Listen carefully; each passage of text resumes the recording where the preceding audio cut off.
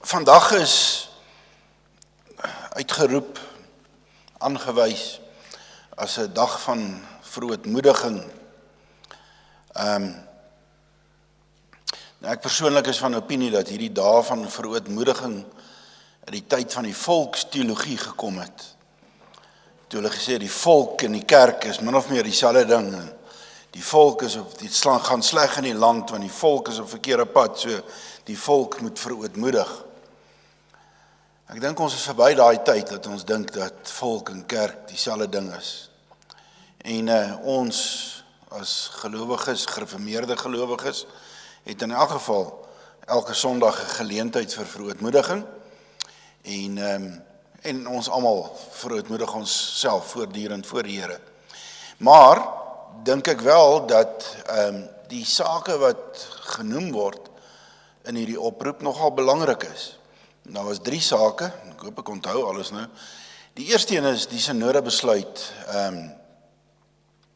van Januarie, wat sekere kerke wil excommunikeer, en die oproep sê, die besluit het groot ongelukkigheid in die kerkverband en skeuring begin veroorsaak. So,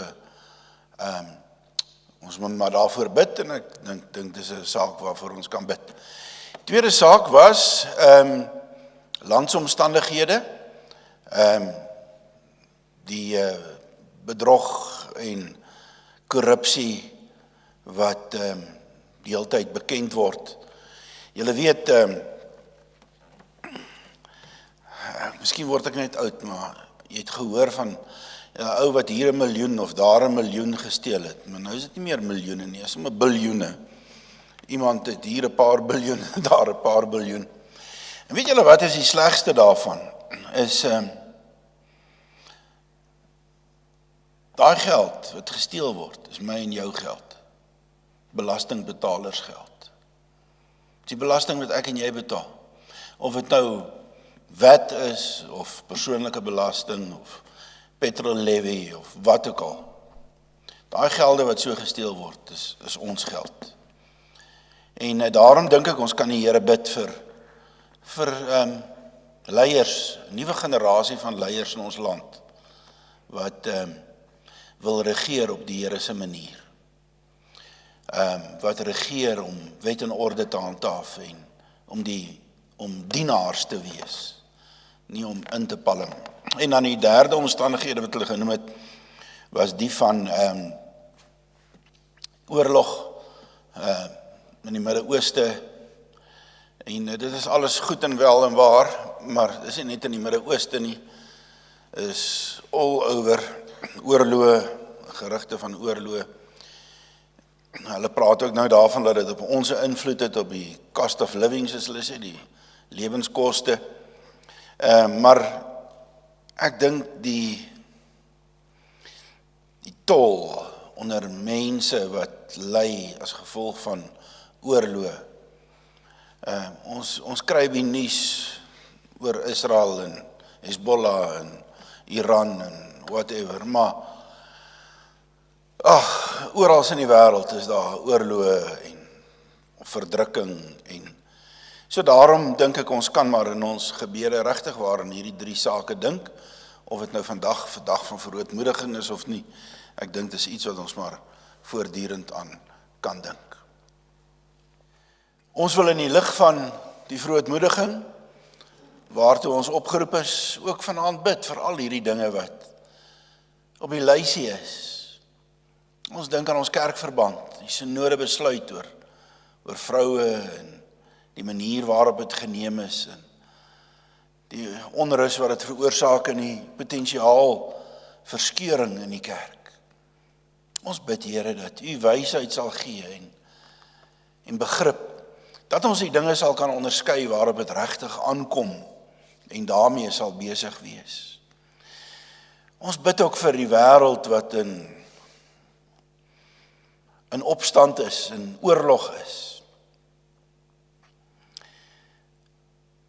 Soveel plekke op die wêreld waar daar oorloë is. En ons hoor van die groot dinge, maar daar is soveel mense wat swaar kry, kinders, ou mense, onskuldig is, wat swaar kry. En daardie oorloë kring uit en hulle gevolge kring uit oor die hele wêreld. En dit raak ons ook in ons land, maar eintlik leef ons in relatiewe vrede. Ten spyte daarvan dat daar rondom ons allerlei misdaad is en ons ook soms die slagoffer daarvan word. So bid ons vir elkeen wat die slagoffer van geweld geword het in ons land. Maar ons bid ook vir ons regering en met verkiesings op hande en binnekort ook nasionale verkiesings, bid ons tog Here dat U op een of ander manier 'n kentering sal gee, 'n verandering, dat daar vir ons 'n nuwe generasie van leiers sal opstaan, wat wil regeer, wat nie wil skep nie, maar wat wil dien. So daarom bid ons Here dat U ons land ook sal vashou, sodat ons wat die kerk is, 'n rustige en stil lewe kan leef, en kan besig wees om in te delf in U woord, en om U lig te laat skyn, soos wat U vir ons sê, die werk van die kerk is. Ons bid, Here, vir die boere en die werkers in ons land. Hulle kry swaar, die werkloosheid, die back and close hier, party plekke verspoelings, ander plekke droogte.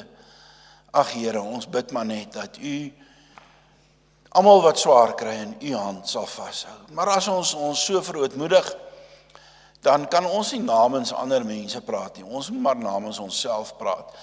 En wanneer ons verootmoedig, dan moet ons maar elkeen na onsself kyk en vra, Here, dat U ons deur U Gees sal lei, dat ons elkeen persoonlik aan U gebind sal wees, en dat ons elkeen persoonlik sal seker maak dat ons op U pad loop, of dit nou goed gaan of sleg.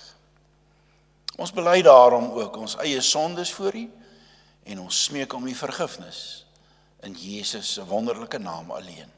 Amen.